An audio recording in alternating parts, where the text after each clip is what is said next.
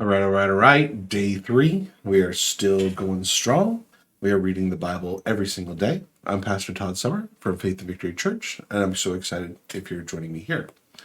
So today we have Luke 6:27 through 49, Genesis 6, Genesis 7, and Psalms 3. So I got a little bit of throat thing going on.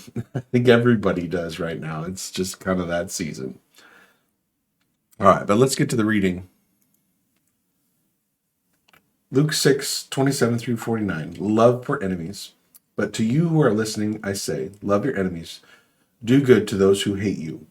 Bless those who curse you. Pray for those who mistreat you. If someone slaps you on one cheek, turn to them the other also.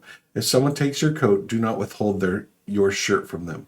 Give to everyone who asks you, and if anyone takes what belongs to you, do not demand it back. Do to others as you would have them do to you. If you love those who love you, what credit is that to you? Even sinners love those who love them.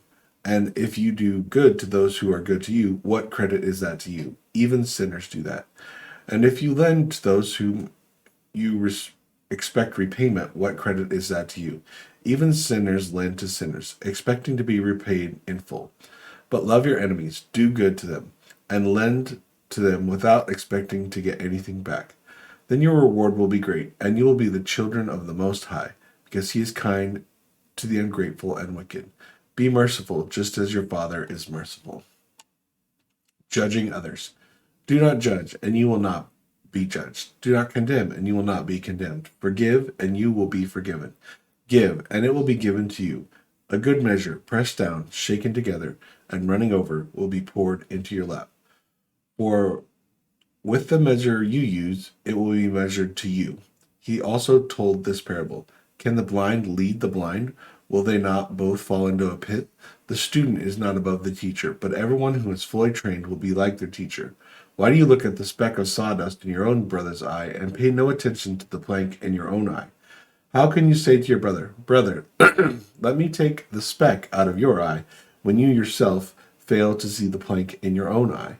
You hypocrite, first take the plank out of your own eye, and then you'll see clearly to remove the speck from your brother's eye. A tree and its fruit. No good tree bears bad fruit, nor does a bad tree bear good fruit. Each tree is recognized by its own fruit. People do not pick figs from thorn bushes or grapes from briars. A good man brings good things out of the good stored up in his heart. An evil man brings evil things out of the evil stored up in his heart. For the mouth speaks what the heart is full of. The wise and the foolish builders. Why do you call me Lord, Lord, and do not do what I say? As for everyone who comes to me and hears my words and puts them into practice, I will show you what they are like. They are like a man building a house who dug down deep and laid the foundation on rock. When the flood came, the torrent struck that house, but could not shake it because it was well built. But the one who hears my words and does not put them into practice is like a man who built a house on the ground without foundation. The moment the torrent struck that house, it collapsed and destruction was complete. Wickedness in the world. Genesis 6. When human beings began to increase in number on the earth and daughters were born to them, the sons of God saw that the daughters of humans were beautiful, and they married any of them they chose. Then the Lord said, My spirit will not contend with humans forever, for they are mortal. Their days will be 120 years. The Nephilim were on the earth in those days, and so afterward, when the sons of God went to the daughters of humans and had children by them. They were the heroes of old, men of renown. The Lord saw how great the wickedness of the human race had become on the earth, and every inclination of thoughts of the human heart was only evil all the time. The Lord regretted that he had made human beings on the earth, and his heart was deeply troubled. So the Lord said, I will wipe from the face of the earth the human race I have created, and with them the animals, the birds, the creatures that move along the ground. For I regret that I have made them. But Noah found favor in the eyes of the Lord. Noah and the flood. This is the account of Noah and his family. Noah was a righteous man, blameless blameless among the people of his time, and he walked faithfully with God. Noah had 3 sons, Shem, Ham, and Japheth. Now the earth was corrupt in God's sight and was full of violence. God saw how corrupt the earth had become, for all the people on the earth had corrupted their ways. So God said to Noah, I'm going to put an end to all the people, for the earth is filled with violence because of them. I am surely going to destroy both them and the earth. So make yourself an ark of cypress wood. Make rooms in it and coat it with pitch inside and out. This is how you are to build it. The ark is to be 300 cubits long, 50 cubits wide, and 30 cubits high. Make a roof for it, leaving below the roof an opening 1 cubit high all around. Put a door in the side of the ark, and make the lower, middle, and upper decks. I'm going to bring floodwaters on the earth to destroy all life under the heavens, every creature that has breath of life in it. Everything on the earth will perish, but I will establish my own covenant with you, and you will enter the ark, you and your sons and your wife and your sons' wives with you. You are to bring the ark, you are to bring into the ark 2 of all living creatures, male and female, to keep them alive with you. 2 of every kind of bird, of every kind of animal, and of every kind of creature that moves along the ground will come to you to be kept alive. You are to take every kind of food that is to be eaten and stored away as food for you and for them.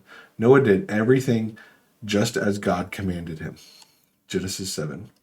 The Lord said to Noah, Go into the ark, you and your whole family, because I have found you righteous in this generation. Take with you 7 pairs of every kind of clean animal, a male and its mate, and 1 pair of every kind of unclean male, a male and its mate, and also 7 pairs of every kind of bird, male and female, to keep their various kinds alive throughout the earth. 7 days from now I will send rain on the earth for 40 days and 40 nights, and I will wipe from the face of the earth every living creature I have made.